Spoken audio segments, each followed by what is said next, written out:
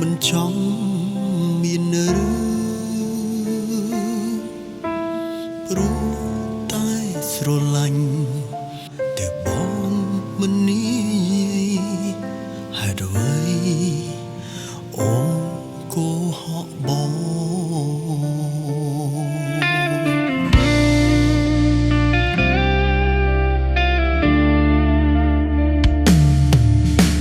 ឈឺក៏ឈឺឆ្អែតហើយទ្រាំក៏លែងបានហើយទុកផ្លូវឲ្យអូនតាមសប្បាយមើលថែគេឲ្យល្អកុំឲ្យគេឈឺដូចបងព្រោះបងយល់ចិត្តមនុស្សប្រដូចគ្នា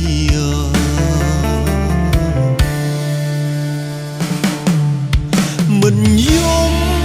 មកអូនមិនអើយអូនឃើញទៀតទេសុខចិត្តខំខ្លួនឯងមិនចង់ជួបអ្នកណាចាប់ផ្ដើមស្អប់មនុស្សស្រីហើយក៏ខ្លាចស្នេហា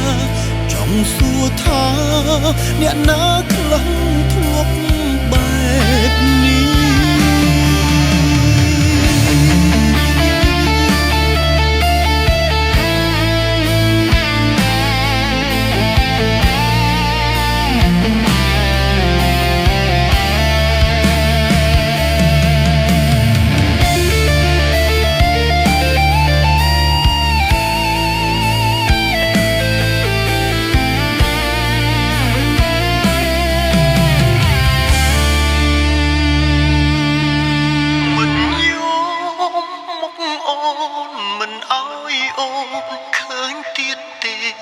សុខចិត្តខំ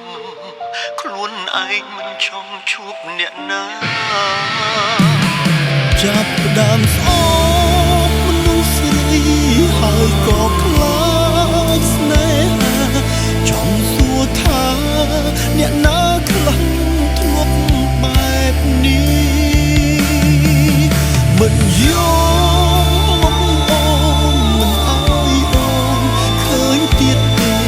សុខចិត្តខំ